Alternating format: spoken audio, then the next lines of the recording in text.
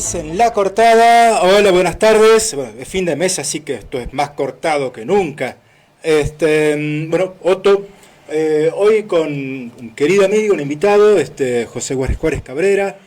¿Qué tal están? ¿Qué tal estás? ¿Qué tal todo, Otto? Bien, acá estamos, bendiciendo un poco el futuro recorte del transporte que se viene, pero bien, todo bien. Hola, ¿qué tal? Muchas gracias por la invitación.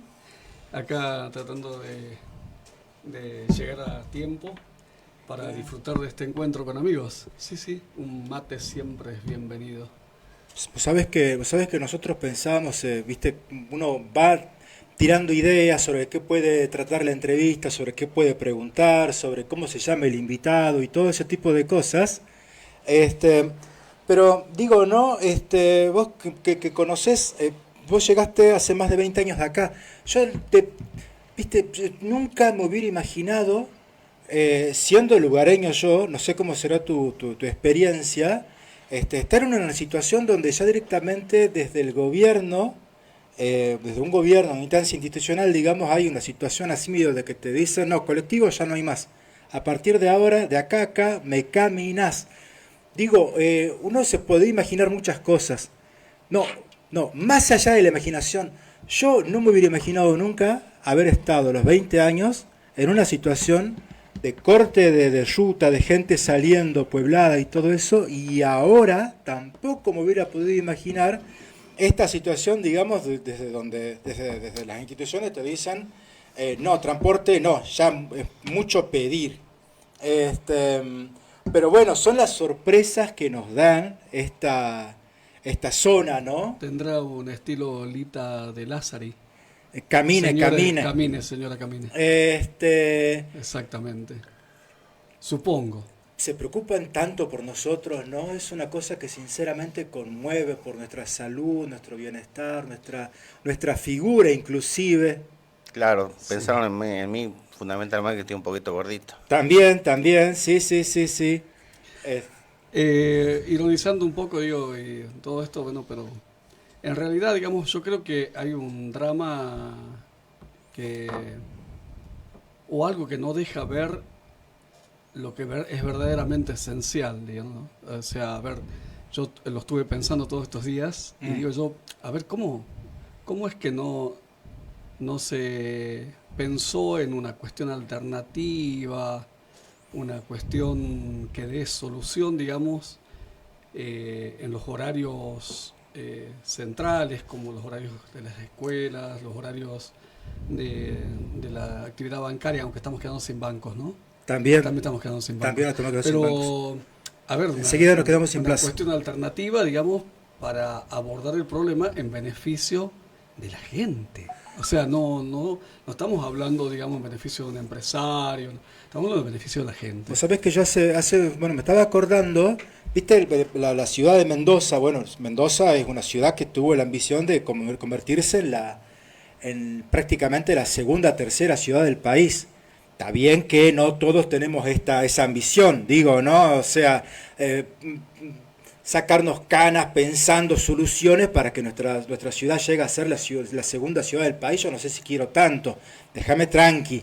Pero vos sabés que ellos tienen diseñado de tal forma su transporte público que todas las líneas de colectivos pasan por la universidad, como una forma de garantizar el derecho a la educación de la gente. Y no solamente eso, yo me acuerdo, cuando yo era chico me comentaban siempre en mi familia que como ciudad Mendoza era una ciudad tan prolija que enceraban las veredas. Así que si vos no Sí, sí. tenías plata para colectivo, Viví más o menos, refalabas, viví refalabas y llegabas. desde el año 90 al 91, a ver, al 92, yo viví en Mendoza. O sea, Sí, viví entre Mendoza, San Juan y San Luis.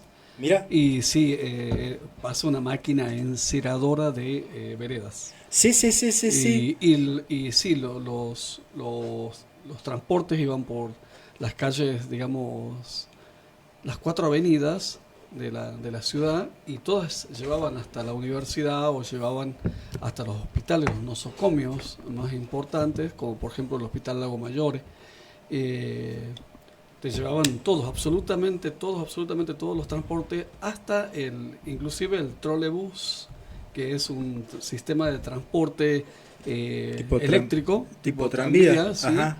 Que llegaba, digamos, hasta el barrio San Martín, que es el barrio San Martín por la calle Gomensoro, no era calle Gomensoro, era, bueno, no me acuerdo muy bien la calle, pero una calle que lleva hasta ese lugar y, y subía al barrio San Martín para dejar a la gente cerca del nosocomio este, que era muy importante en ese tiempo. No, no es por dar idea, ¿no? Porque nosotros tenemos otra idiosincrasia, somos mucho más de los conflictos, Es de cierto que Tartagal es chiquito, pelearnos. digamos, Tartagal Sí, es chiquito, que se puede no, no haría falta caminar. tanto, digamos, tampoco, No, solución más seguramente. humilde ayudaría. Exactamente, se podría como conversar, digamos, para dar beneficio a la gente que tiene una verdadera necesidad. Y lo tremendo es que acá los que quedan afectados son los más vulnerables. Yo pensaba en los estudiantes del cruce, por ejemplo, Totalmente. los Vos- estudiantes de Cherenta. Totalmente. Vos sabés que, mira, nosotros nos surgió ese tema porque, bueno, porque estábamos preocupados. Pero Sé yo creo que el prácticamente gobierno tarde. municipal está escuchando este programa y creo que son de escuchar Dios quiera que y nos anotar escuchen. el requerimiento de la gente y de la gente que más o menos Bueno, tiene. vos sabés que la eh, intendenta de Mosconi ya hizo un anuncio público de que va a intentar solucionar y vos sabés que hay una especie de puja ahí, Tartagal Mosconi. Yo como vecino de Mosconi me siento, digamos, mi paquete de pochoclos y observo porque es divertido. Hay una cosa así casi ¿viste? De vecinos. sí. Y bueno, desde ahí también ya dijeron que van a hacer todo lo posible por resolver, así que yo creo que eso también va a ser de que haya una especie de, bueno, a ver, ¿cómo resolvemos? A mí me Este, preocupa mucho la cuestión de los discursos, ¿no? Estos discursos transodiantes y la soberbia que existe detrás de algunos enunciados, digamos. La soberbia siempre ha sido la muerte de los necios. Y en este caso puede llegar a ser la muerte política de mucha gente, ser ¿Vos te acordás soberbio. cuando Cristina Kirchner, si ustedes se acuerdan, cuando estaba en la cima de todo su poder, ella llega un momento en que dice, bueno, si no están de acuerdo, que se organicen y se presenten a elecciones. Y así le fue, Así le fue, así le fue, exactamente. hasta ahora nos acordamos de eso. Yo Bueno, así que, quería señalar sí, uno de los argumentos por este futuro recorte que se ya es implementa mañana, ya es mañana. desde mañana. Este, se habla de que el transporte intermunicipal tiene otras características que el transporte municipal, o sea, sobre un ejido urbano. Pero en ese discurso se está hablando, por ejemplo, entre Tartagal y General Mosconi, considerando, por ejemplo, que estamos hablando de Tartagal y Cafayate, Tartagal y Tafí del Valle, Tartagal y Libertador General San Martín. Tartagal y Mosconi, por ejemplo, el ejido urbano de Mosconi llega hasta el barrio Milagro, hasta el cruce, hasta Jardines de San Martín, o sea, Mosconi se lo come prácticamente a Tartagal por la parte sur. Son municipios muy vinculados y que no se pueden abordar como si fueran municipios separados, como si fueran, o sea, no se puede decir, por ejemplo, como una justificación, entonces que entre la Veloz del Norte por la avenida Pacan y que levante pasajeros, cuando son micros de larga distancia. Y cuando estamos hablando de Mosconi, no estamos hablando de larga distancia, estamos hablando de municipios que comparten no solo una cercanía, sino que, bueno, se trasladan Relaciones interinstitucionales. institucionales, hay estudiantes, Hay una trabajadores, sede de la universidad. hay una conexión muy fuerte entre estos dos municipios que no se lo puede tomar a la ligera. Y que antes de imponer o de poner un proyecto que me parece muy bien, que va a favorecer a muchos barrios, como el nuevo recorrido de esta empresa que va a servir en el municipio, se tenía que considerar el que ya estaba funcionando y que muchos, de los cuales me incluyo, porque yo vivo atrás del pórtico, somos usuarios muy activos. Exactamente, bueno, la clase trabajadora. Yo creo que por eso digo que el municipio debe estar tomando nota, porque si son de dar oídos a estas cuestiones, así que yo creo que el amigo Franco Hernández está escuchando y está tomando notas ahora de nuestra opinión, ¿no? Nuestra opinión, nuestra humilde opinión respecto a que esto afecta a una parte de la población que es la parte de la población trabajadora y los más vulnerables, los más pobres, esa comunidad indígena, perdón, mal dicho, indígena, originaria, esa comunidad originaria, y creo que sí se debe estar tomando nota y se debe estar pensando en una solución alternativa. Lo triste es que todavía no lo sabemos, digamos. Espero que sea la buena noticia de mañana. De mañana a la mañana, sí. Escúchame una cosa, mira, vos llegás acá, charlábamos eso, me acuerdo hace unos días, llegás acá hace unos 25 años, siempre fue una zona con una región con crisis, siempre fue una región con conflictos, en realidad parte de la naturaleza de las sociedades humanas, ¿no? En todos lados hay líos, hay conflictos. Nosotros pensamos que nos caracteriza, pero capaz que se debe a otras cosas, a que al ser una zona muy siempre en crisis, siempre rudimentaria nuestra vida, quizás a muchas crisis nosotros las vemos ya como una cosa que se ha naturalizado. O que nos hieren lo más íntimo, casi bueno. como una cuestión de supervivencia, lo pienso.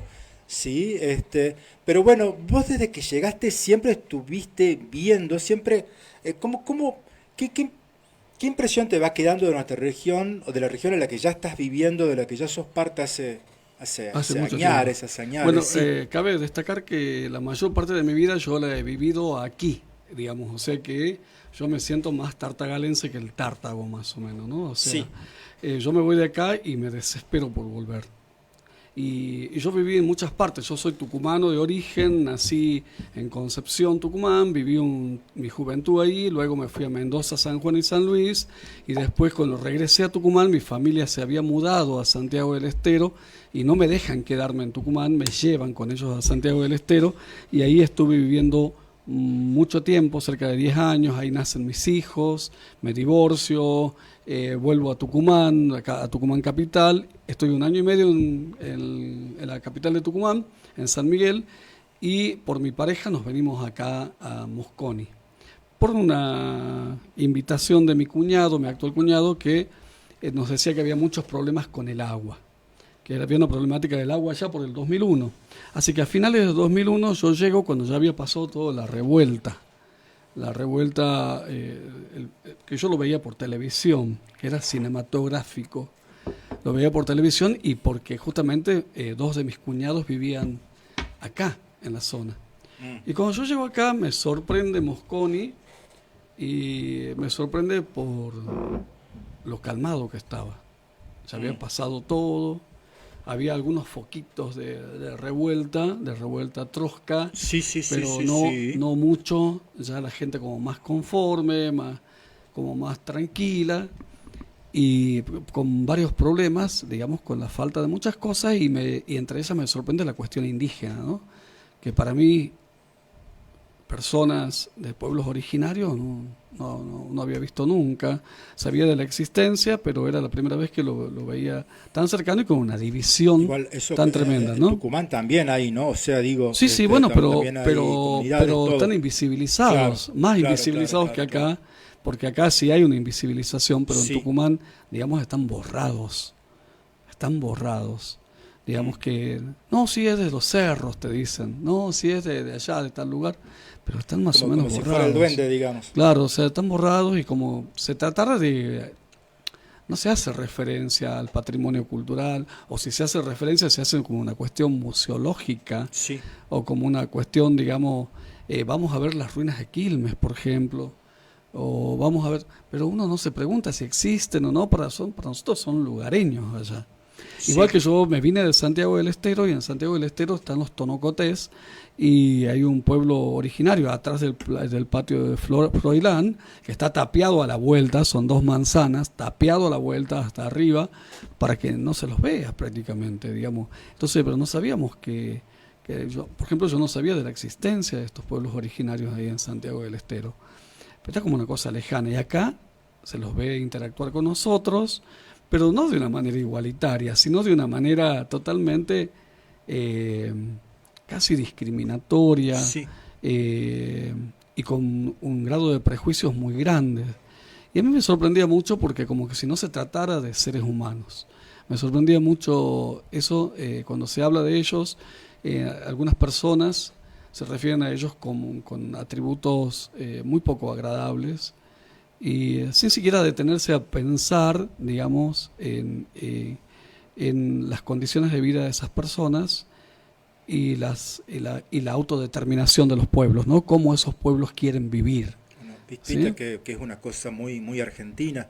O sea, siempre a la persona que piensa diferente a vos, siempre se la considera, digamos, como casi un no humano. Ponete a pensar, cuando se hablaba de la gente que pensaba distinto en los años 70, también se lo concebía como algo no humano. Sí, Pensaba en las cuestiones de género también. sí, exactamente por eso te decía hace rato los Sí, discursos que subyacen detrás, estos discursos transodiantes que atraviesan todas las prácticas sociales, discursos que lo que hacen es reproducir odio, ¿sí? Odio que no, que tiene una sola vertiente, que es la vertiente del patriarcado. El patriarcado es el padre de todos los males. Cuando hablamos del patriarcado no hablamos no estamos hablando de mm, feminismo, estamos hablando del patriarcado mm, en existencia simbólica real, digamos, una sociedad de hombres blancos, ¿sí? Hombres blancos, católicos, conservadores, sobre todas las cosas, y sobre todo heterosexuales. Y todo lo que está por debajo de eso, todo, absolutamente todo, merece este discurso transodiante, que es un discurso descalificador, un discurso menoscabador, y además las oportunidades tampoco. No se le brinda oportunidades porque ellos tienen que estar ahí en la base de la pirámide para sostenerlos a esos blancos, católicos, conservadores, con dinero y sobre todas las cosas heterosexuales, digamos. sabes Varones heterosexuales, sí, ¿no? pero digo, ¿no? Sí, es cierto, o sea, digo, la Europa de principios del siglo XX, de fines del siglo XIX, construye una visión del mundo donde el ser humano perfecto, la cima de la evolución darwiniana, eran el hombre blanco. El hombre blanco, Ni exactamente. siquiera el hombre y la mujer, no, solamente el hombre blanco Sí, sí. y solamente el europeo, ¿sí? Y nosotros acá, ¿qué podríamos sacar con esas teorías si acá todos somos, la buena parte de nosotros somos morochos? Pero Digo, ahí está la percepción mm, yo veo marrones como yo que mm, discriminan a marrones, a otros marrones y a otros menos marrones que ellos, digamos, porque se creen recién bajados del barco, porque se creen descendientes no, todos son descendientes de españoles, todos son es, descendientes de árabes, todos son descendientes de alguna comunidad tengo una europea. gotita, yo Sí, tengo una sí, sí, gotita de sí. sangre blanca y ya Y con no hay, eso soy más blanco que y vos, claro, y ponele. no hay reconocimiento, es el proceso de blanquitud, o sea, blanquearse. Pe- El dinero te Yo blanquea, lo, la yo, heterosexualidad te blanquea. yo veía, la por plata. ejemplo, eh, eh, cuando éramos jóvenes, en, Hace lo- mucho. en los boliches. Ujú. Me acuerdo que cuando teníamos que entrar a un boliche había una larga cola y el que estaba ahí diciendo quién entraba o quién no entraba, parece que tenía una tarjetita según el color ¿entendés? Y la ropa Y seguramente la también, ropa ojo. también, ¿no? No, y también es la cuestión, el linaje, ¿no? El linaje, La ¿verdad? cuestión Sí, de la familia. procedencia. Si La cuestión de si era de procedencia. clase media o uno conocido, entonces podías entrar. Si no estaba bien vestido, un poquito marrón, no podía entrar. Pero era también que la juventud aceptaba estas reglas, ¿no? Porque si no entrabas acá, entonces tenías Mm. otra opción, ¿no? Entonces andate para allá. Allá entran más marrones. No quedó coca, tomá este vaso de Manaos. Y después Claro. dice que... Y si no entraban allá, tenían la tercera opción. Allá están más marrones Claro, todavía. claro, claro, claro, claro. Pero eso era como aceptado, ¿no? Entonces los jóvenes deambulaban por esos lugares y rebotaban la casa y iban allá. Pero no es tan distinto ahora, ¿no? No es tan distinto ahora. Eh, digamos que nosotros tenemos una sociedad donde esos principios, digamos, de discriminación o selección, digamos, todavía operan. De hecho, digamos, eh, yo tengo mucha cercanía con los pueblos originarios porque mi cuñada, la esposa de mi hermano, es perteneciente al pueblo guaraní. Y tiene super capacidades, no voy a estigmatizarla a ella. No tiene, ella estudió, es una chica estudiosa, todo lo demás, pero cuando va a buscar trabajo y como tiene rasgos guaraníes muchas veces se ha enfrentado a esta cuestión de que no es aceptada en los trabajos. Y después, bueno, vienen todos los otros calificativos, ¿no? Que el hecho de tener el pelo extremadamente largo, lacio, ser morena, una hermosa morena, pero sin embargo, digamos, el hecho de que tener un rostro guaraní no entra dentro de no los entra en cánones los de cánones belleza. de belleza como para estar detrás de un mostrador o estar en una Claro. tienda o estar en un lugar. Es la famosa buena presencia. Sí, entre comillas, entre comillas. Pero es parte de los prejuicios. Nosotros los otros días cuando conversábamos, porque el inicio de esta entrevista creo que fue una conversación el Día de la Memoria, eh, estábamos hablando acerca de los discursos de odio.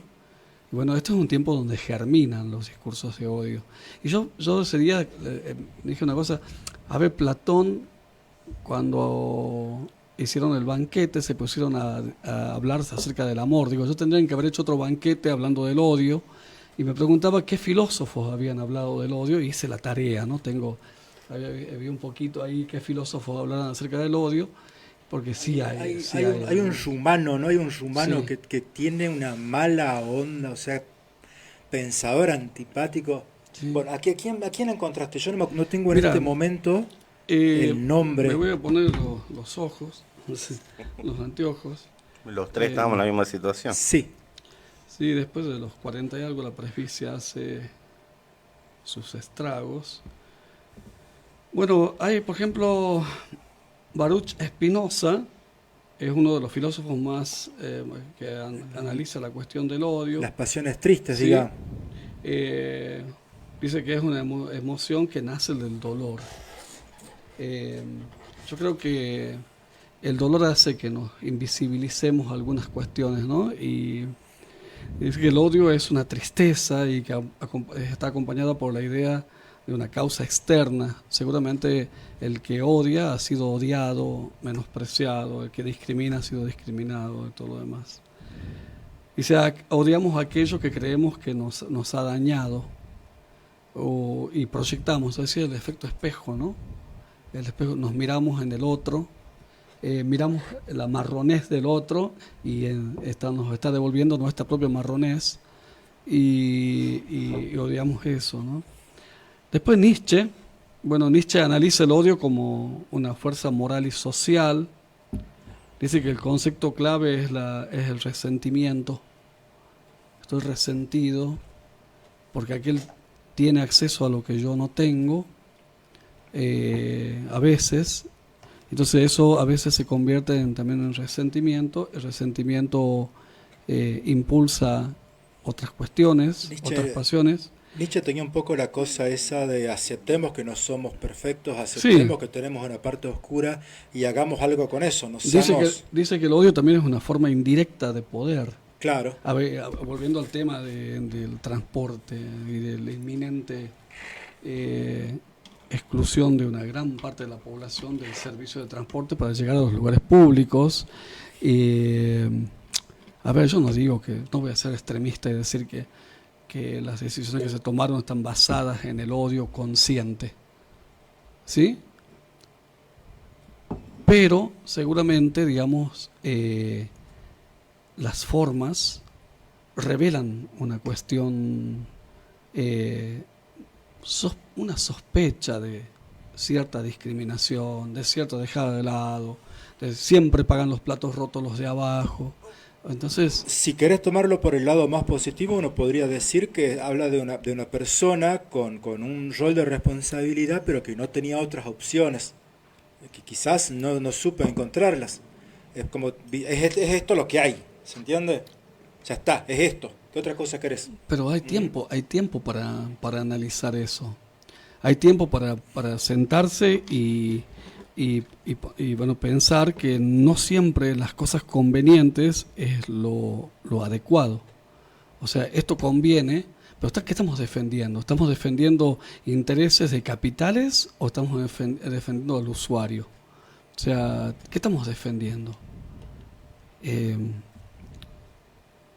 Yo creo que con reglas de juego bien puestas, o bien diseñadas, yo creo que se podría evitar este problema.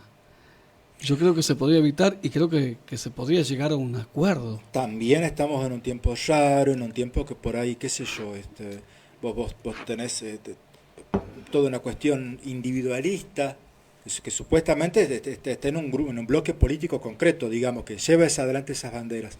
Individualismo, egoísmo, no te doy nada porque todo es mío, sí, pero bueno, digo, eso supuestamente pertenece a un grupo político, pero en realidad seguramente permea para toda la sociedad un poco, ¿no?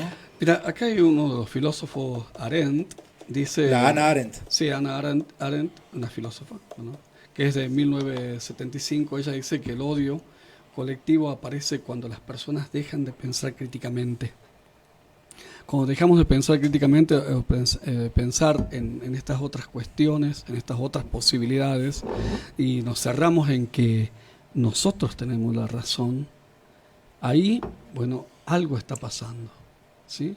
Hay algo que está pasando, algo que está encarnando, eh, que no es necesariamente lo adecuado ni lo beneficioso para todos. ¿Sabes que hace unos años atrás, estoy hablando de 10, 15 años, escribí un artículo en el semanario El Expreso? Bueno, una situación que me llamó la atención. Yo en ese tiempo estaba viviendo en Salta Capital y no tenía muchas cosas para hacer aparte de mis actividades y me iba a la cancha. En ese tiempo estaba Gimnasia y Tiro en primera división, estamos hablando hace mucho tiempo entonces. Y una vez llegó, si no me equivoco, Argentinos Juniors a jugar con Gimnasia y Tiro. Y uno de los delanteros de Argentinos Juniors era un personaje, un individuo simpático, muy amable. Creo que era miembro de Atletas por Cristo. Y era un morocho de raza africana, ¿viste? Morocho.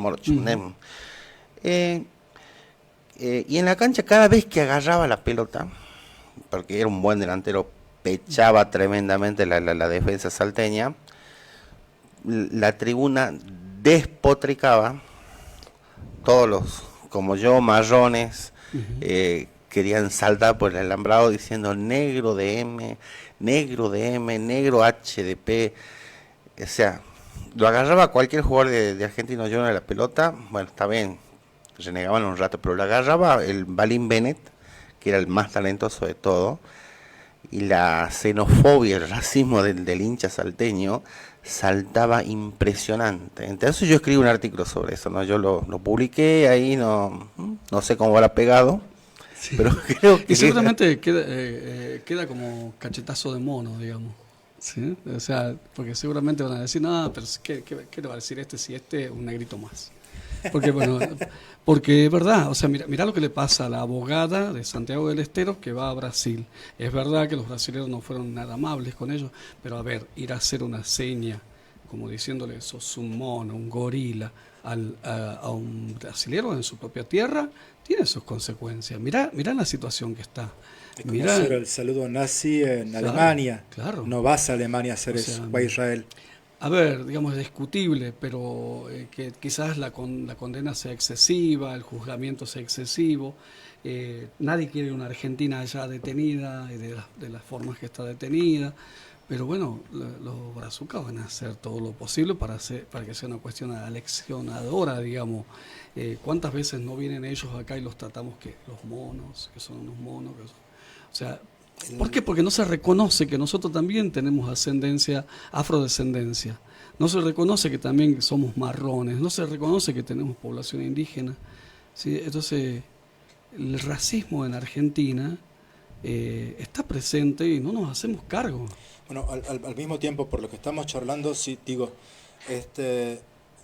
partamos de la base de que considerarse y definirse blanco porque yo quiero y porque tengo la teoría de que tengo una abuela, una tía que era un poquito más blanca, entonces yo me defino blanco y me siento en el derecho de decirle a otras personas, a lo que voy es, una de las formas que habría de entenderlo sería casi una forma de locura, ¿sí? Porque de sentirme yo con solo sentirme, pensar que ya está, ya soy blanco y puedo discriminar a otros, es ya una cosa un poco rayana, digamos, con lo poco racional, ¿sí? Y es algo colectivo Pero en nuestro es que país. lo peligroso de estos Mm. discursos que se naturalizan es que después de naturalizarse pasan a tomar decisiones como quitar derechos, ¿sí?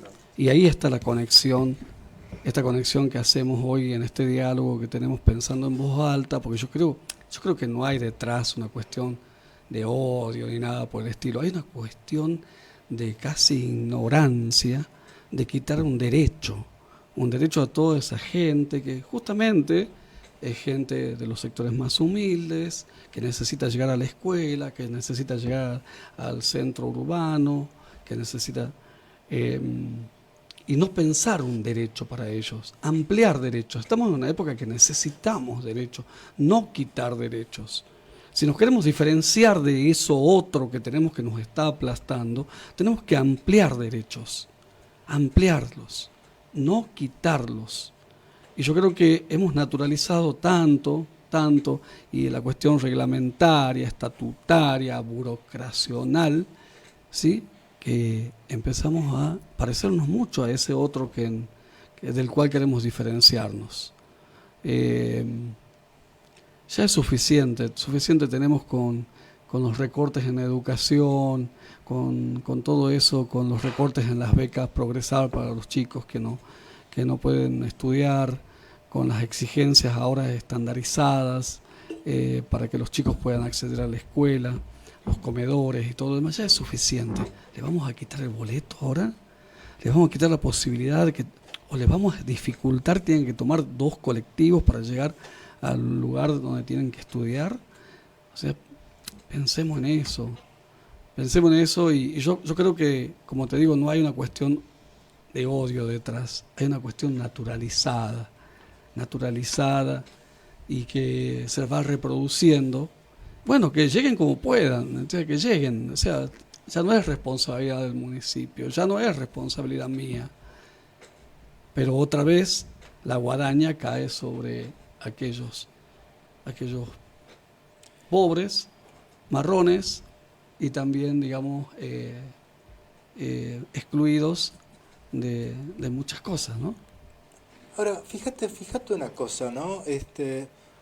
Nosotros nos encontramos, empezamos esta charla que seguimos ahora y con esta lamentable nueva noticia que esperemos se resuelva del transporte, pero nos encontramos en el acto del Día de la Memoria, hace una semana. Hay una cosa que me parece fascinante, que es lo siguiente: era el acto por el Día de la Memoria, ¿sí? Pero sos una persona con la que uno charla y enseguida las cosas, tus vivencias, aparecen. Digo, sos una persona que en otro momento tuvo que tener un montón de mudanzas, comentabas, ¿sí?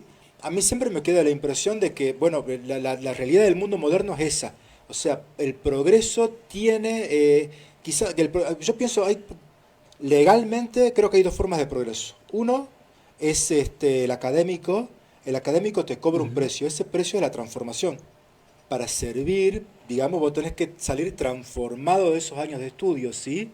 Es un precio alto, no toda persona quiere transformarse. Ahora, la otra forma de progreso suele ser el desarraigo. Conseguir un buen trabajo significa irte quizás a la otra punta del país. E irte a la otra punta del país muchas veces significa olvidar tu pasado, perder tus raíces, tener que rehacerte de cero. Bueno, es una característica, ¿no?, del capitalismo. Yo lo comento porque, sin embargo, uno charla con vos y vos la memoria la tenés. Quizás como una Es que práctica. yo he hecho de todo eso, he hecho mi capital. Mm, O sea, a ver, no todos los que pasamos por la formación de la universidad pública libre y gratuita defendemos la universidad pública libre y gratuita. Deberíamos, pero no, y ¿no, sí. verdad? En el caso mío, digamos, yo defino las cuestiones por gente que tiene conciencia de clase y gente que no tiene conciencia de clase. ¿Sí? Entonces, a mí, en mi situación, yo vengo de una situación de extremada pobreza. Yo he sido pobre en el campo, homosexual en el campo, también, aparte de ser pobre y homosexual, cooptado por una secta, ¿sí? Una secta que me lavó la cabeza y que me hizo despersonalizarme, Por me Dios. hizo pensar en mí como una persona llena de culpas nada más y que tenía que obedecer. Y por el tiempo, y con el tiempo, digamos, fui desatándome de todas esas cuestiones, y lo que me hizo bien a mí fue la posibilidad que me dio un momento político del Estado argentino en donde gente como yo, pobre, homosexual, con la cabeza cuadradita, pudiera entrar a cumplir su sueño de ser profesor de lengua y literatura en una universidad pública. Sí.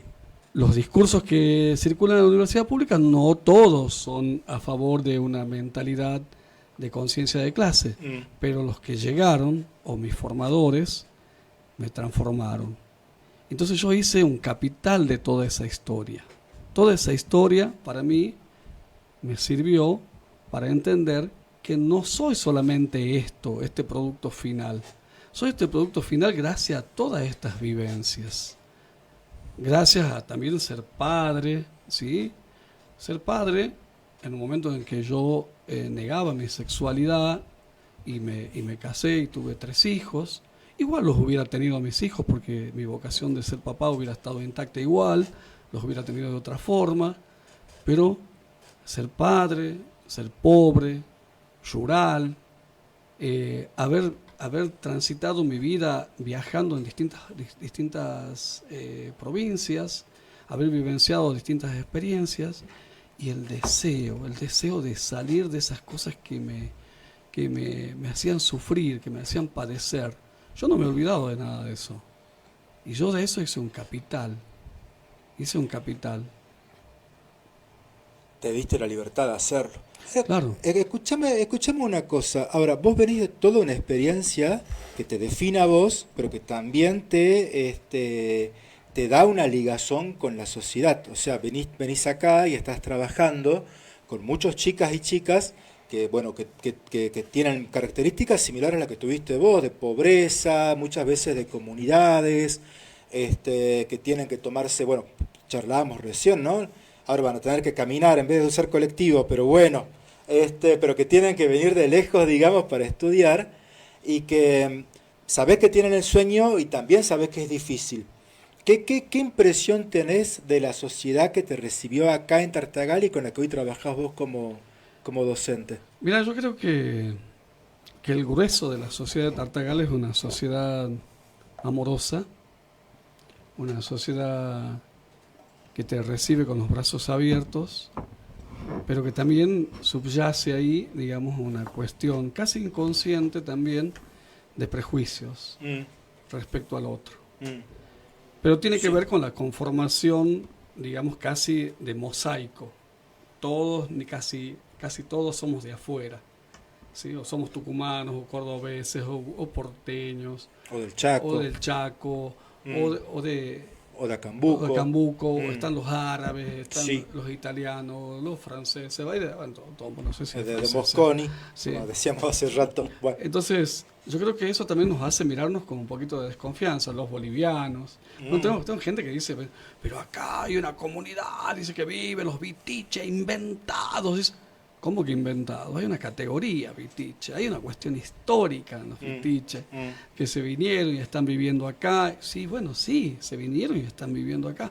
Eso les da derecho, han elegido por autodeterminación venir a vivir acá. Entonces, a ver, me pongo a pensar yo en todas esas cuestiones y digo, todos nos miramos con cierta desconfianza.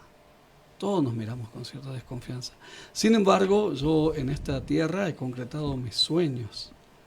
O sea, yo he podido estudiar en una universidad pública, estoy trabajando en esa universidad pública, estoy en formación y no todo lo que pienso es algo acertado. Seguramente tengo que revisar muchas cosas, pero en esa revisión me encuentro y no me detengo a decir, no, yo ya lo sé.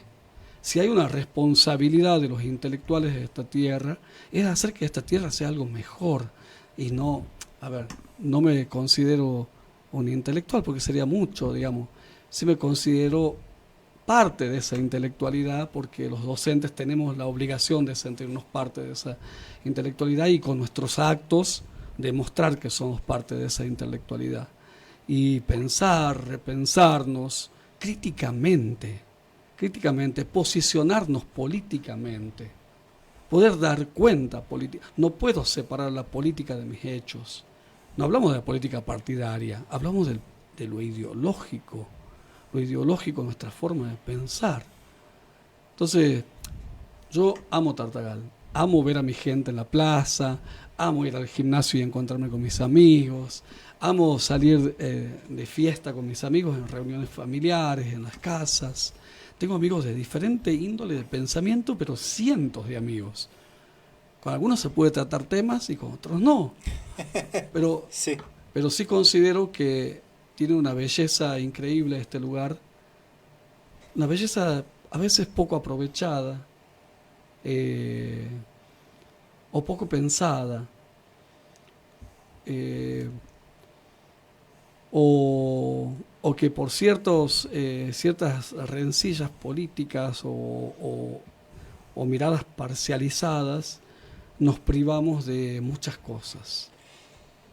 Viste que hay una cuestión casi que yo creo que es normal en cualquier región de frontera, que es el hecho de que en la región de frontera vos llegás a poner el lomo, no llegás a divertirte, quizás ni siquiera llegues a dejar tus hijos, porque muchas veces la idea era, bueno, llego acá, hago plata acá, acuérdense de la época de YPF, llego acá, hago la plata y soy pícaro y me voy. O sea, cuando esté viejo, ¿sí? Y ya me pueda mover poco y no pueda reconstruir nuevos lazos, bueno, ahí me voy a ir. No era muy inteligente, pero era la idea, era la moda de esa época. Por ahí se piensa que la belleza, que lo estético, que lo artístico inclusive, no es parte de las funciones de una región de frontera. Acá la gente llegaba a achar, ¿sí? Claro. A cortar madera o al petróleo o lo que sea. Entonces, estamos hablando de que vos perteneces al esfuerzo que se dio la sociedad, acá, nuestra comunidad, y también el Estado Nacional de construir una usina de pensamiento que es la universidad, que te formó y a la que seguís honrando, digamos, y de Yapa también una cuestión artística tuya, que son todas funciones que son funciones casi reprimidas en nuestra región, y que sin embargo las llevas adelante y sí, con todo orgullo, ¿no? A ver, yo creo que también, creo que el mundo es de los audaces, ¿no? Y bueno, sí, yo doy rienda suelta a mis pasiones porque es lo que me permite vivir feliz, digamos. Soy escritor desde siempre, de los 16 años, 15 años más o menos iba a la escuela y no me perdía clase de literatura porque amaba la literatura, digamos. Y desde ahí, digamos, tengo un romance con la literatura y mucho más con la poesía. De ahí que mi rol como escritor es ser poeta, digamos. No me considero el mejor ni el peor, soy uno más de los tantos. Y por otro lado, digamos, mi otra beta artística o que he explorado es el teatro, desde muy joven también, que ha sido algo que a mí me ha salvado de alguna forma. El poder ponerme en la piel de otros por medio de la interpretación, digamos, ha sido salvadora, a la cuestión salvadora, ¿sí? Y, a ver, yo no tengo vergüenza. No tengo vergüenza de decir soy puto, o sea, no tengo vergüenza de decir, bueno, sí, pertenezco a la comunidad homosexual y estoy orgulloso de ser una persona queer, no binaria. No tengo vergüenza de eso. No tengo vergüenza de mis raíces, de marrón, pobre, estudiante adulto, porque yo me recibí en la secundaria siendo adulto, porque no tenía la oportunidad de hacerlo cuando era jovencito. No me avergüenza subirme a un escenario, no me avergüenza estar frente a un micrófono, o estar cosechando, o llevar mis cositas a vender a la feria. No me avergüenzan esas cosas. ¿Saben qué? Creo que nos toca una pausa comercial. Después volvemos.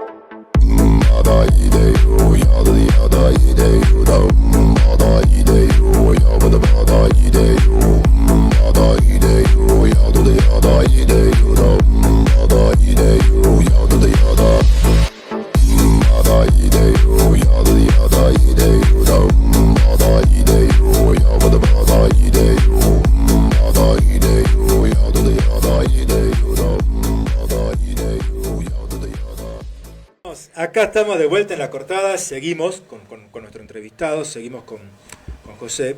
Escúchame una cosa, vos recién estabas hablando y hablabas de la voz poética, ¿sí? Y hablabas, digamos, de esta cosa existencial de animarse a hacer cosas y animarse a estar y animarse a todo, ¿no?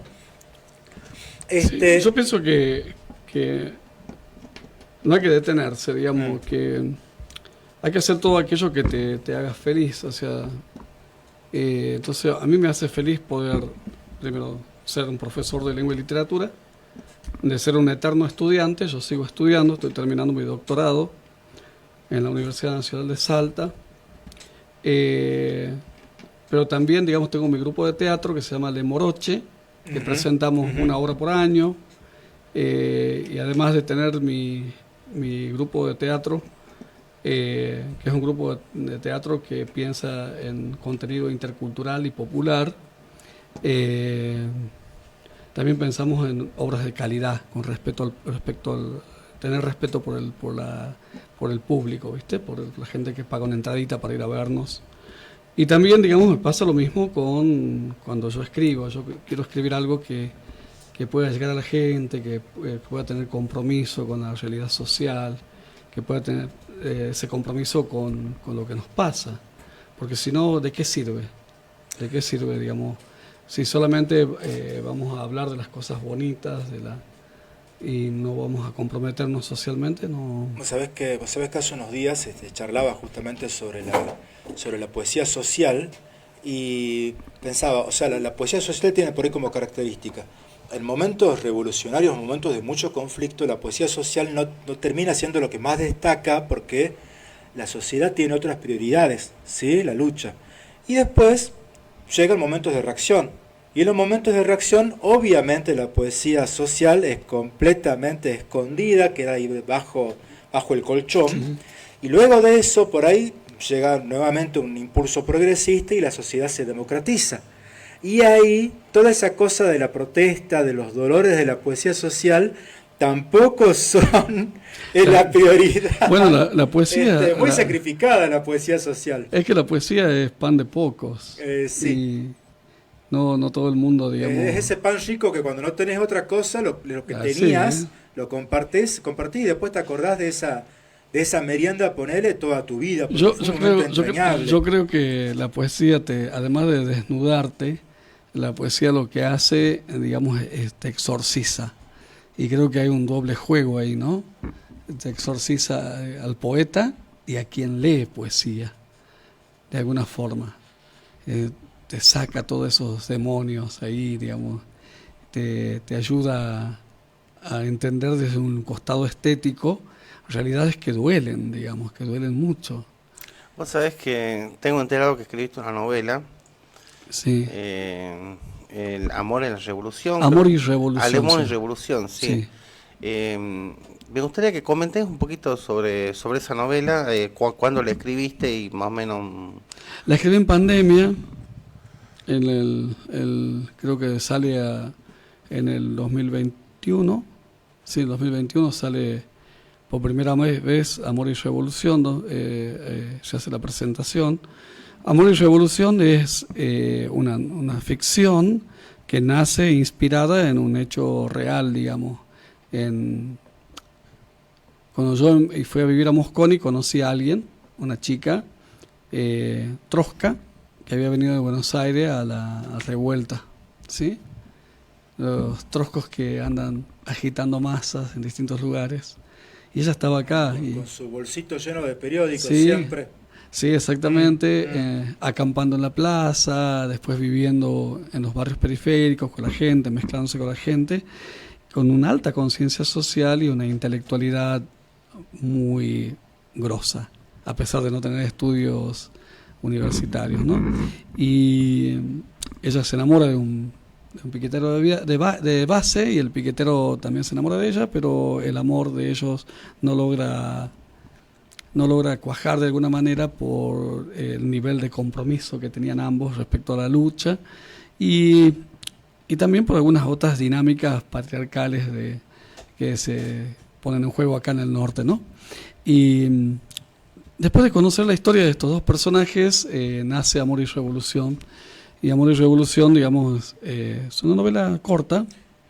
Escúchame. Situada en el 2001, ¿no? En el corte de la ruta. Viste que decía Andrés Rivera que la revolución es un sueño eterno, no sé, sí. También lo decía el uruguayo Mujica. La revolución, medio que nunca terminás de alcanzarla, siempre estás ahí. Es un proceso constante. Y en esta historia de amor, el amor tampoco, el amor también es una cosa que es un anhelo, pero que llega a un final abrupto, ¿no? Así que... Y esa novela, bueno, me dio mucha satisfacción, digamos, porque hoy, creo que entre mañana o pasado están llegando 7 títulos, Perfecto. digamos, de las regalías de la novela, que están dando muy bien, digamos, en algunos lugares, y a mí la editorial me paga con títulos, digamos. O sea, ¿Cómo con título? ¿Qué es o sea, eso? no te mandan la plata, te mandan libros para que vos los vendas. ¿Entendés? O sea, las ganancias tuyas vienen traducidas en libros. O sea, se venden y te van cuando vos Por ejemplo, te van se vendieron 100 libros Sí. y te corresponde el 35% de eso, por ejemplo. Sí, En vez de mandártelo en dinero, te lo mandan en títulos, en libros. más libros, más ejemplares. Más ejemplares O sea para que mañana te llegan 7. 7 de las regalías. Te encargo un hito. Perfecto. Sí. Sí, yo me quedé con ganas Y- por esa cuestión chusma Y, de conocer a gente. sí, bueno, está ubicada en el escenario del 2001. Cualquier parecido con la realidad es pura casualidad, pero en un escenario muy particular, que es la revuelta de Mosconi. Y bueno, este libro, esta novelita corta, bonita, creo que va a tener una segunda parte. La editorial quiere que escriba la segunda parte. Yo la iba a dejar así, pero la editorial está demandando una segunda parte y me tentaron. Estoy ahí, digamos, como empezando a pensar. Ahora, esa época fue un vendaval. O sea, Claro. mucha de la gente que estuvo en ese momento es gente que ya no está, que viajó, que huyó, que la vida la puso en otro lado. Sí. Sí, De hecho, el escenario político y el escenario geográfico ha cambiado mucho, digamos, demográfico ha cambiado mucho desde aquella época hasta esta. Sí. Sí. ¿Y cómo lo pensás? ¿Cómo podrías? ¿Qué estás pensando? Porque No, estoy pensando en el personaje más fuerte de la novela. ella seguramente. Es Paulina, Sí. sí, Paulina, y Perla Morocha se llama en la jerga trosca, como la conocen sus amigos troscos. Es un poco un personaje de novela de Migré, digamos. Exactamente. Viste que Migré, un poco antes de morirse, el gran autor llegó a decir que le gustaría hacer una novela entre un amor de una presidente. Se Sí. imaginaba una presidente mujer, en esa época creo que estaba Dualde todavía, Claro. pero él ya se imaginaba que iba a haber una presidenta mujer y se iba a enamorar de un piquetero. Un piquetero. Entonces, Migré, que trabajaba con Andrea del Boca. La Andrea del Boca era justamente la perla negra, ¿no? Sí, bueno, Entonces- esta viene a ser como Perla Morocha. Perla Morocha justamente era un nick que usaba mi referente real, digamos, para la escritura de la novela. Que no tiene nada que ver, ¿no? Porque yo de la persona, de la realidad, conozco muy poco, digamos. Conozco muy poco, pero de ahí usaba ese nick para ser invisible en un momento difícil, ¿sí? Sí. Y bueno, y ese personaje que yo construí, digamos, tiene como mucho ahí para explorar. Los personajes cobran vida en la ficción y tiene mucho para explorar, digamos, su intelectualidad, su procedencia de hija de padres desaparecidos, secuestrados por la dictadura, su compromiso con la causa, su renuncia a lo económico, su entrega total, digamos, a la revolución. Tiene como cosas para explorar. Ellos eran un grupo, si mal no recuerdo, o sea, había entre ellos gente que era descendientes de desaparecidos, y cuando el Estado empieza en la época de Menem, ese Estado vergonzante en la época de Menem, que no daba memoria, pero sí te pasaba dinero, te pasaba una reparación, ¿no? Y entonces de este grupo decidió con ese dinero hacer un fondo con el cual subsidiar su actividad política. Y estamos hablando de que lo hacían en la época de Menem.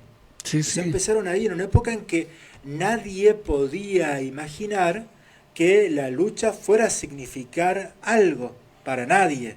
Exactamente.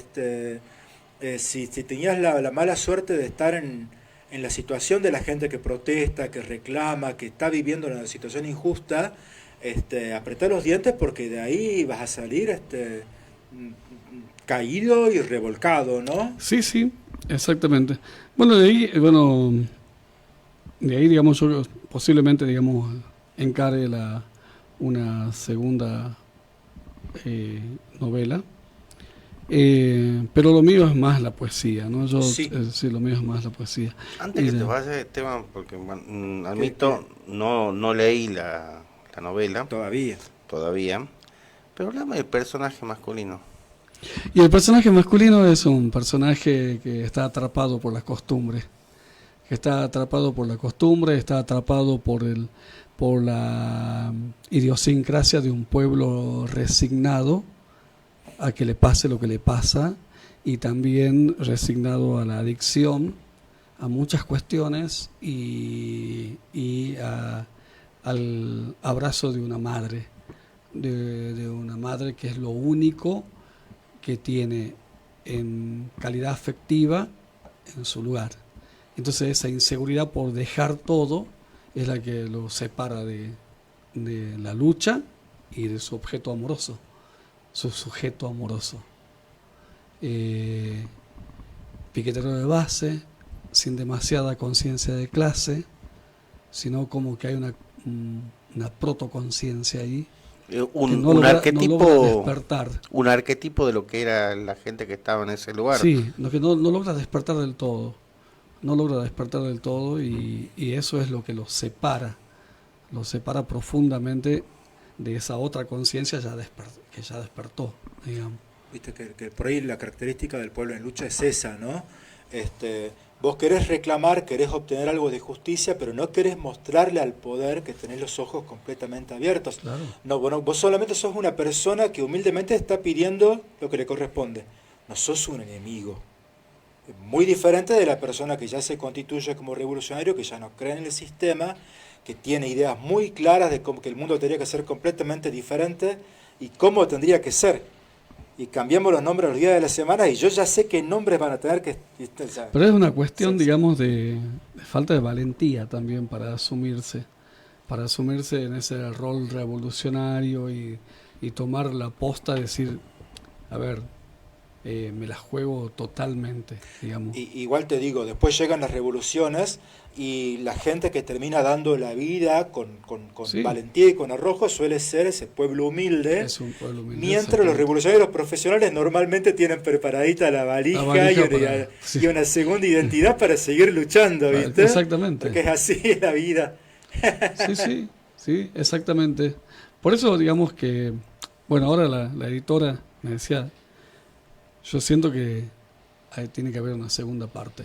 Y como ella es una intelectual también, y que está medio loquita como yo, la editora,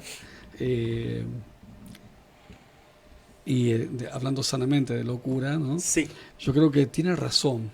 Empecé a pensar que sí tiene razón, que quizás necesita una segunda parte para explorar un poquito más la vida de estos personajes. Pero bueno, es un trabajo, es un propósito que no sé a dónde me llevará. Con todo lo que le pasó al país, con la revolución feminista ahí con 2018, sí, con 2020, cuántas cosas han pasado, ¿no? Sí, cuántas cosas. Sí. Y cuántas cosas siguen pasando, digamos, sí, ¿no? Sí, siguen sí, pasando, sí, nos siguen atropellando sucesos y accionares que casi no podemos creer, digamos. Y bueno, y vos justamente con la postura existencial, digamos, de no ir olvidando tu historia de forma traumática, sino ir sosteniendo ese patrimonio, ese capital que se va construyendo con las experiencias y con las luchas vividas, digamos, con las cosas a las que te animaste. Vos recién comentabas, bueno, sobre tu producción poética y también teatral, y comentabas del grupo de Moroche, y digo, ¿cómo vivencias el asunto de que hubo toda una lucha tan importante, que el pañuelo verde, que las manifestaciones que también se dieron acá, y luego este vuelco conservador? ¿Qué impresiones te quedan? ¿Qué conclusiones vas sacando? Allá por el año 2015 yo hice un posgrado en la Universidad Nacional de Jujuy, que era de geopolítica, con Atilio Borón, Bien. pensador de izquierda. Y Atilio Borón dijo, no seamos inocentes, no creamos que la derecha se va a quedar cruzada de manos ante este avance del progresismo y de la izquierda. Ellos se están replegando o reorganizando para derramarse con mayor virulencia sobre nuestro territorio, América Latina. ¿Y cómo qué? Fue profético. Sí. Año 2015, Cristina Fernández de Kirchner pierde las elecciones y empieza a haber una cuestión antiderecho muy fuerte y cada vez más fuerte y cada vez más represiva, y desde el encarcelamiento de Milagros Salas como presa política, porque más allá de que la causa judicial es bastante discutible, no podemos negar que es una presa política. Después los desaciertos durante la recuperación, digamos, porque habíamos perdido una elección con un partido político de Macri, digamos, algo que no era impensado, y volvemos al poder con Alberto Fernández, que se desperdició una oportunidad fantástica, y que ni aún así fue una época de ganancias de derechos en muchos aspectos, y también no la pasamos tan mal, digamos. En esa época yo pude construir mi casa. Y bueno, como no me alcanza la vista para mirar más allá de lo que acontece en mi vida, yo puedo decir que aún en el peor gobierno peronista yo tuve mejor suerte que con estos gobiernos, y no porque a mí me dé nada el gobierno, sino se podía vivir un poquito mejor. Se podía vivir un poquito mejor. Sí, pero tenías que usar barbijo, te obligaba Alberto. Bueno, sí, pero bueno, era una pandemia larguita, y sí, teníamos que usar barbijo, y bueno, pero bueno, siempre fue como acá más amigable la pandemia, ¿no? Por ejemplo, en Jujuy, cuando Morales deportaba a la gente que venía en colectivo, los deportaba a Buenos Aires directamente. No me acordaba ya de eso. O cuando mandó a marcar las casas de la gente que tenía COVID. No me acordaba. De estigmatización. ¿Eso acá en la provincia de al lado? Sí, Jujuy, sí, exactamente. Mirá. De hecho, yo escribí algunas poesías.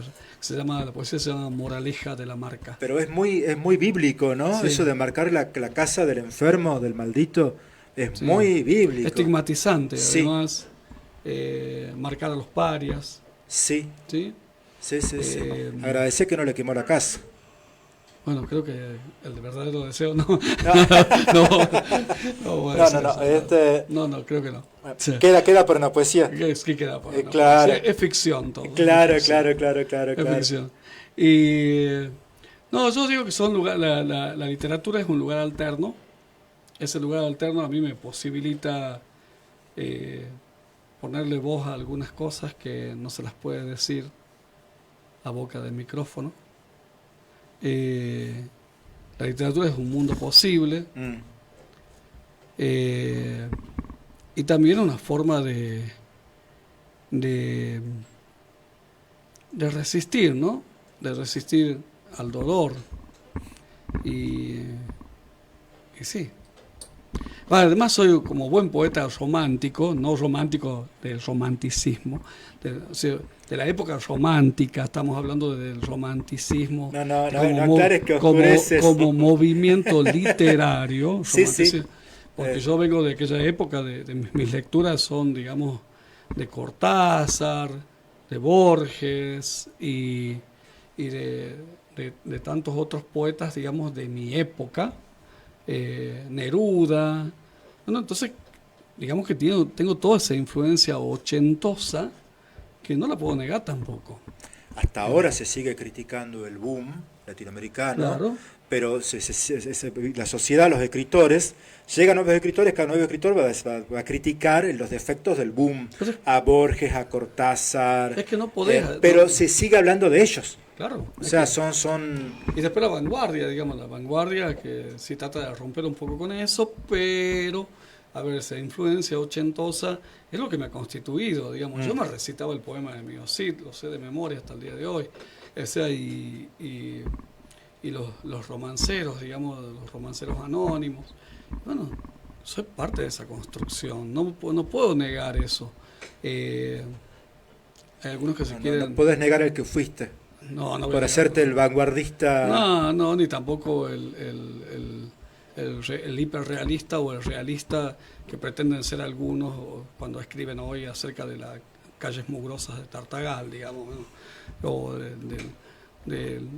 no me voy a meter en ese Le lugar. debe estar ardiendo la oreja a alguien. No, pero a ver, está bien, son estilos, son formas, Claro, yo consumo claro. todo eso, Sí. yo consumo todo eso, lo consumo y lo valoro tremendamente. A mí no me sale, digamos, a mí no me sale. A mí no me sale porque yo tengo 55 años, o sea, mi influencia está allá cerca de Cabot. Estamos hablando, por eso me entiendo con Cabot y mi gran amigo Arturo Cabot, le mando un abrazo, tan generoso, tan buena gente, Arturo, y tan talentoso en su época. Ahí, bueno, yo ahí cerca de él, un poquito más acá seguramente, algunas 2 décadas más acá, pero tampoco soy de esta nueva oleada de escritores que son realistas, hiperrealistas, descarnados, crudos, y que escriben muy bien, o sea, y que me gusta mucho la poética de ellos, los consumo y los tengo parte de mi corpus dentro de la literatura infantil y juvenil que enseño en la universidad. Lógico, lógico. Ya pasó el tiempo. Uf. Ha sido un placer tenerte acá. Fue corto. Fue corto. Estábamos La charlando verdad que estamos... sobre la literatura, y acá que no se lee tanto, es necesario, ¿no?, hablar un poco de eso. Sí. Espero haber rendido. Haya sido entretenido. Estábamos empezando a criticar, a hablar de gente de acá sin dar nombres. Bueno, pero habrá otra vamos invitación. a granarse, por favor. Digo, porque Es verdad, hay que dar- es verdad, hay que dar es verdad. nombres, no hay que ser irresponsable. Cuando criticamos a la gente hay que dar nombres. Pero fíjate, ¿no?, qué complejo que es el mundo. Mientras vos estás construyendo de forma pública, y así como vos, la universidad entera, sigue trabajando de manera pública, enseñando, produciendo conocimiento, tenés personas con responsabilidad política que los están planteando como enemigo público, como desde ya hay que investigarlos, al examen toxicológico. Es llamativo, porque siempre se da esa cosa, ¿no? Ustedes sigan trabajando, y sigan construyendo, y siguen educando. Sí, yo sostengo que es un acto de mucha irresponsabilidad arrojar la piedra y esconder la mano. O sea, si te has atrevido a decir una determinada cosa, da nombres, hacer la denuncia correspondiente. No de decir, me dijeron o me llegó a los oídos. ¿Y no sea, será una cosa como la que en su momento planteó el presidente, de decir todas estas personas, qué sé yo, en el caso de Milei en su momento, sí, todos los homosexuales son Pedófilos. pedófilos, lo dijo. Por ahí, muchas veces lo que busca la persona que odia no es dar nombres, no es hacer una denuncia concreta, sino estigmatizar, maldecir a un grupo social. Exactamente. En este caso a los académicos, a la gente que estudia. O sea, yo siempre lo dije que yo por mis compañeros no voy a meter las manos en el fuego, no voy a meter las manos en el fuego por nadie, pero sí por la institución. Un enclave de la universidad pública, la universidad que genera el ascenso social, que es parte, digamos, de la construcción cultural, digamos, e intelectual de nuestro municipio, de nuestro departamento. Atacada de esta forma, digamos, sin ningún tipo de responsabilidad, bueno, es síntoma de lo que está sucediendo, y justo en un momento donde nosotros estamos luchando por que se cumpla una ley de emergencia universitaria que no está cumpliendo, que está sancionada por el Congreso, discutida 2 veces, que tiene la orden de cumplimiento efectivo y el presidente no quiere hacerlo. Digamos, y no es casual que desde su fracción política salga tamaño o tamaña desvergüenza, digamos, y tamaña irresponsabilidad de salir a acusar a los catedráticos de la sede de cuestiones tan complicadas, tan sensibles. Bueno, quedará pendiente este tema para una próxima invitación, seguramente. Seguramente. La universidad ya se expidió, ¿no? Tiene una ¿sí? resolución, si quiere Sí, después se sí, las mando. sí, la vi, la compartí, todo. Sí. No, sinceramente es una cosa que no lo había pensado, lo estoy pensando ahora, pero claro, en Buenos Aires a los universitarios los puedan denunciar, los denuncian de ladrones, de corruptos, por el simple hecho de trabajar de lo que han estudiado. Uh-huh. Acá, como está la clara, zona chica, pueblo chico, ciudad chica la nuestra, De frontera, no les pueden decir mafiosos, millonarios a ustedes, a los universitarios, pero los están tratando directamente de delincuentes. De alguna forma buscan difundir el odio contra la gente que estudió. Sí, Es llamativo eso. Es llamativo. Sí. Y bueno, no les queda otra que seguir trabajando, porque no les Sí. queda otra. Sí, pueden hacer un comunicado, lo que sea, pero la única respuesta real que tienen ustedes es seguir produciendo conocimiento. Seguir investigando, seguir Sí. haciendo extensión al medio y, bueno, con responsabilidad, con excelencia académica. Así es. Listo. Muchas Sí. gracias. No, Me a he vos. sentido muy cómodo, muy feliz de compartir con Son ustedes. cómodas las sillas, ¿viste? Son cómodas, son cómodas. Y bueno, cuando ustedes quieran, No, siempre nosotros dispuesto. contentos. Sí. Y bueno, ya sabes cuando Mientras el lleguen representante no mande libritos. facturas para cobrar, no, las entrevistas no. Se la creía el otro y cobraba las entrevistas. Y después te pagaban en libros. Claro, Claro, exactamente. claro, me pagaban claro. el libro, exactamente. Vamos a una pausa musical.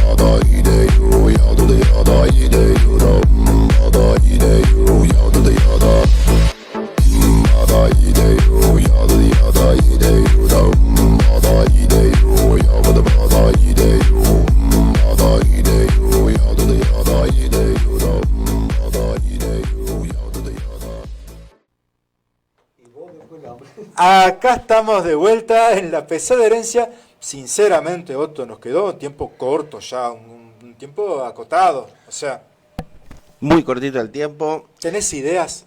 Escúchame, Tenés los antes puños llenos de verdades. antes que nada, me quiero avisar que en la Plaza San Martín, acá en Tartagal, está Guti Gavito, Jorge Acevedo, tienen un stand, hay unos libros, entre eso está el mío. Ah, mira. Y bueno, a todas las personas que están interesadas en ver lo que son los escritores de acá de Tartagal, espero que se sumen más, por supuesto, los que tengan libros se acercan porque esta iniciativa está muy buena. Ese stand se va a poner todos los domingos ahí en Plaza San Martín.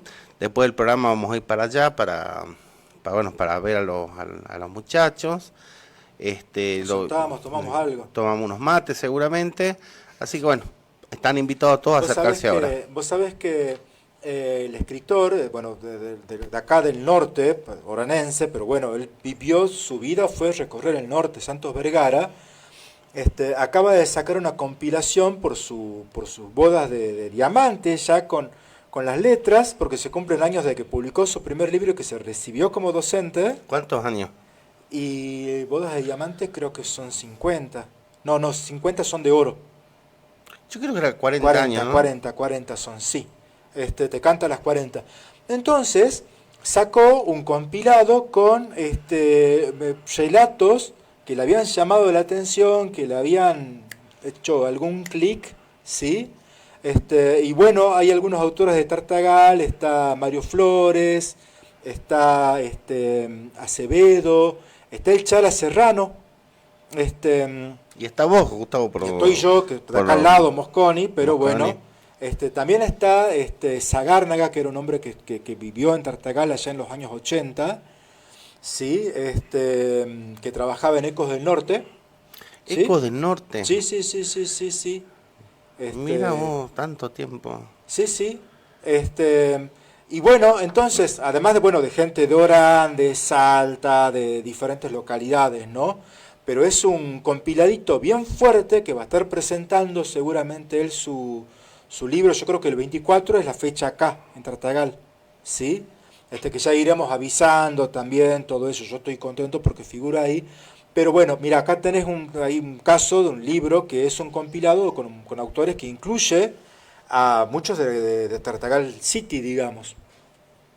Sí, muy bien. Qué lindo que esta movida cultural, tanto de escritores como ya hemos hablado del teatro, tenga vida acá, ¿no?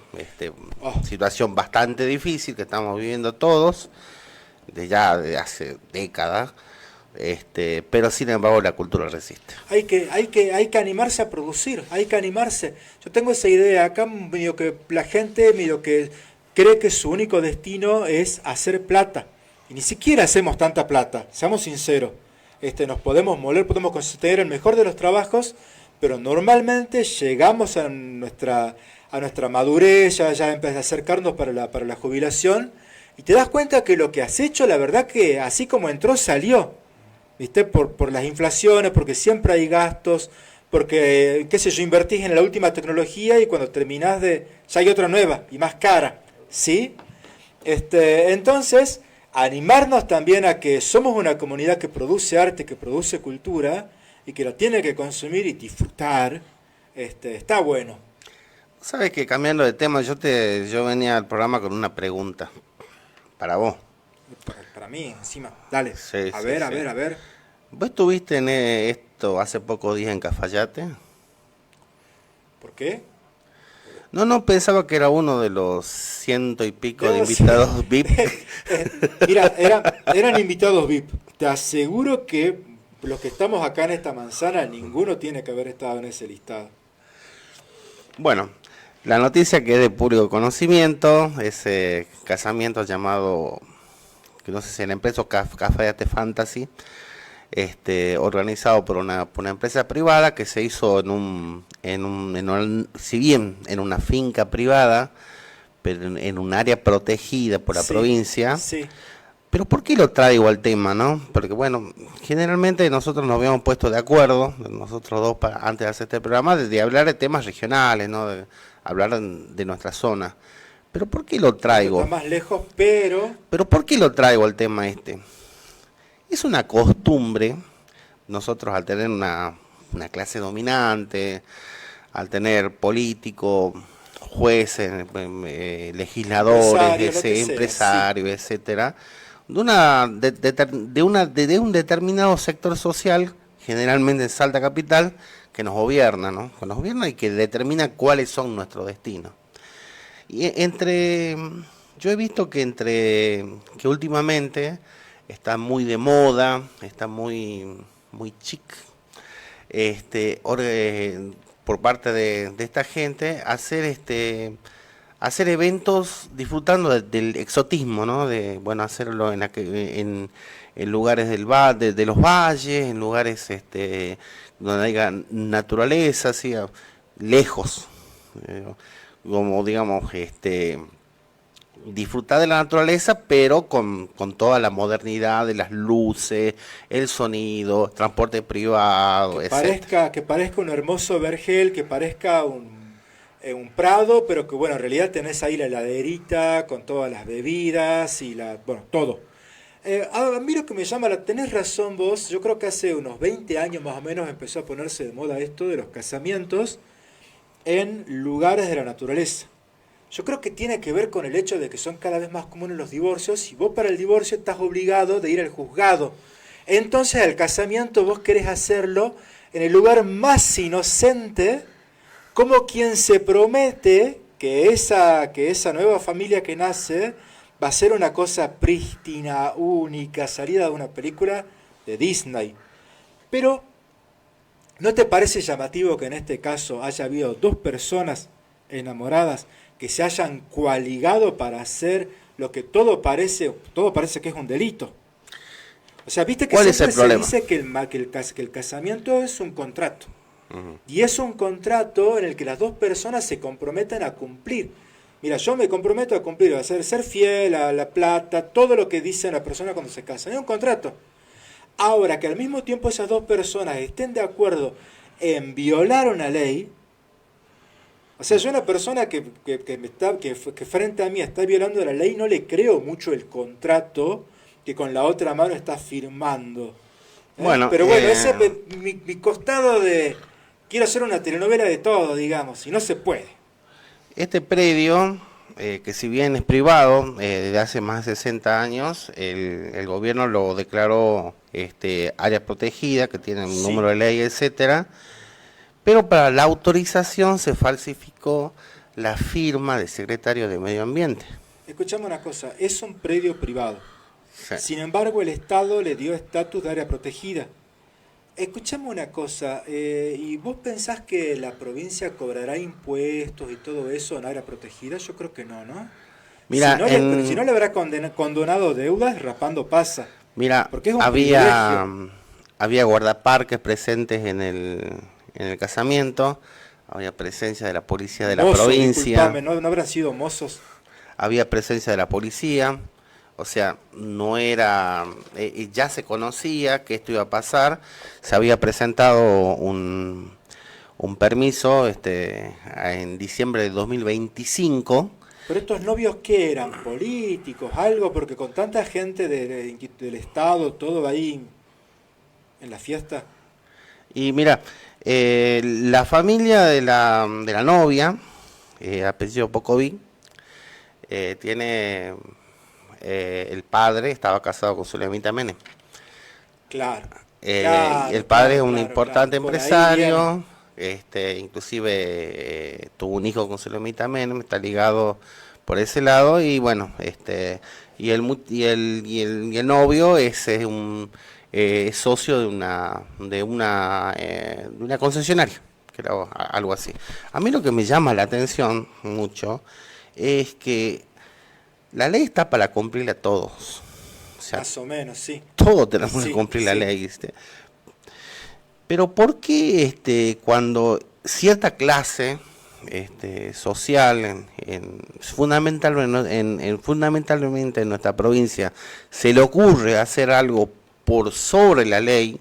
Mira, si yo voy por la calle o voy al campo, no tengo ni para comer, me robo una gallina, yo te digo que me van a dar una paliada los policías, me van a Sí. meter y me van a condenar. Sí, sí. Pero Y se van a hago- comer la gallina frente a vos.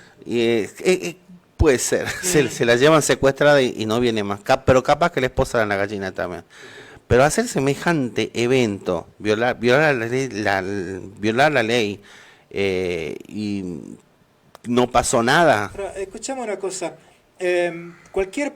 Vos recién ponías el contraste, digamos, de la gente humilde que paga con su lomo cada error que comete y los privilegiados de siempre. Ahora, yo siempre pensé, cualquier persona, si seas privilegiado o seas una persona que haya nacido para poner el lomo ante la vida, normalmente cuando vos pensás en aprovecharte del sistema o hacer algo por izquierda, como se dice, normalmente es por algún interés, ¿sí? O después te enterás, qué sé yo, tal vieja familia que se volvió rica y decís, ah, acá en este momento hace 20 años encontraron una forma de trampear, ¿sí? Y ahora son poderosos. Pero a mí lo que me impresiona es esta gente que hasta para hacer algo privado, ¿sí? Algo íntimo, tienen necesidad también de romper la ley. Te entiendo más a la persona que rompe la ley o comete un delito para sacar un rédito económico, ¿sí? Para volverse millonarios. Te entiendo más ese tipo de delincuente que el que lo hace solamente para sacarse una foto para Instagram. Tenés que tener muy vacía la cabeza para pensar que tu botín de delincuente es una foto en Instagram. Mira, Ya es el colmo. y este tipo de conductas, después se traducen, por lo que yo veo, en legisladores, en funcionarios nacionales, representantes que mandamos a la nación, que por ejemplo, tienen funciones que no son acordes a su representación pública, o sea, son dueños de hacer lo que quieren. O sea, yo hago esto, yo rompo la ley, porque yo pertenezco a una clase, Casta. a una casta, porque no es clase, Como dice como el decían, presidente, sí. sí, que es un término, bueno, que se usaba más en la India. Yo pertenezco a esta casta, a esta clase Hago lo social, que quiero. hago lo que quiero, rompo la ley, ¿y qué pasó? Soy soltero, hago lo Soy que quiero. soltero, hago lo que quiero. Este, sí, es una realidad. También está, yo no sé hasta qué día va a estar el horno para bollos. Tenemos una sociedad que cada vez está sufriendo más pobreza y en momentos como esos yo creo que la gente se pone impaciente. Y no sé si le va a tener el pueblo paciencia mucho tiempo a personajes como estos, ¿sí? Que después me enteré inclusive que hubo una concejal de esa localidad que los defendió como diciendo, bueno, son cosas que acá pasan. Acá son, yo no voy a criticar a una persona que está en la cima de mi comunidad que rompió una regla porque, bueno, acá la conocemos todos, ¿sí? Pero, sin embargo, yo no sé hasta qué punto la gente va a seguir teniendo paciencia. No sé, no sé. Sí, habrá que ver si el problema de fondo es sacarle bronca a estas personas o en realidad pensar que hace falta una sociedad más justa y que se piense en los derechos de la gente antes que los privilegios de unos pocos, ¿no? Pero bueno. Después, personas que piensan que están por arriba de la ley, que pueden hacer lo que quieran, que están perteneciendo a una casta, a una clase, Sí, vienen para la zona, determinan qué va a hacer con el tema del problema del agua, qué va a hacer con el tema del problema de la desocupación, gente que no se toma un colectivo en su vida. bueno, sí, es verdad. Ni un remis, o sea, hay gente que de la limusina no te baja, te juro. Bueno, veremos qué pasa. O sea, te estamos hablando de que eran familia de Sulemita Menem, o sea, familia política, o ex Familia, familia. sí, sí, por el lado de la novia Pocodí. Sí, sí, sí, sí, estuvieron alguna vez en el frente y cantaron la marchita, digamos. No, pero vamos a ver, porque en este momento yo creo que hay mucha gente, siempre cuando hay un cambio de régimen, cuando hay un gobierno nuevo, aparecen los nuevos amigos del poder, gente que de golpe, digamos, se vuelve poderosa y se come el mundo y no sé, ¿viste?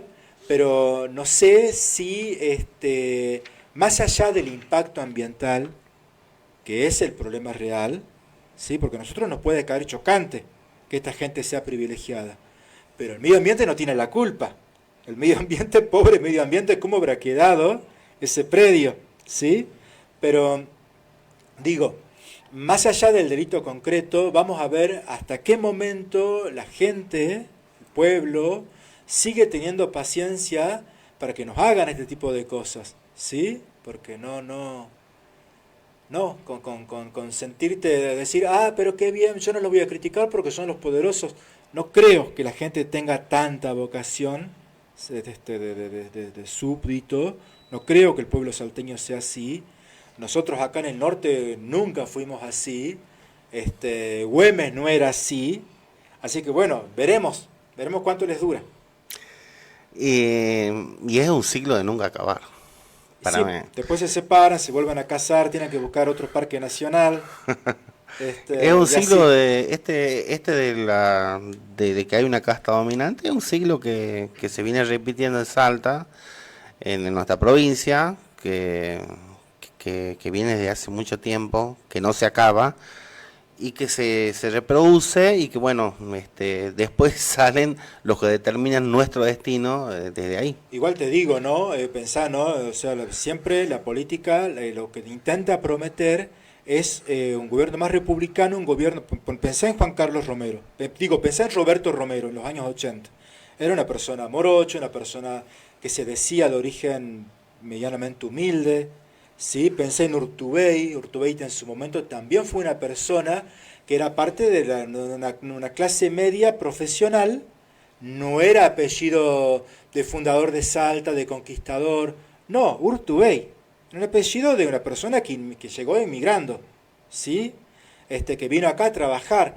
Y pensá cómo llegan al poder y por ahí mala nuestra, quizás es un problema de la sociedad, porque vos tenés gente que llega con humildad, desde la humildad, pero apenas llegan empiezan a convertirse y cuando te querés dar cuenta, ya se comportan como si fueran estrellas de Hollywood. Bueno, ¿sabes lo que pasa también? No llegarían si no adoptaran ese modelo. No permanecerían, no serían parte del grupo dominante. Rajarían de ahí. Sí, claro. Con esta pesimista conclusión, llegamos al final porque ya son las 9. Así que, bueno, si Dios quiere, estamos el domingo que viene a las 7 de la tarde. Si conseguimos transporte también, que está más difícil que antes. Esto fue La Cortada, Ríos de Sol y Noche.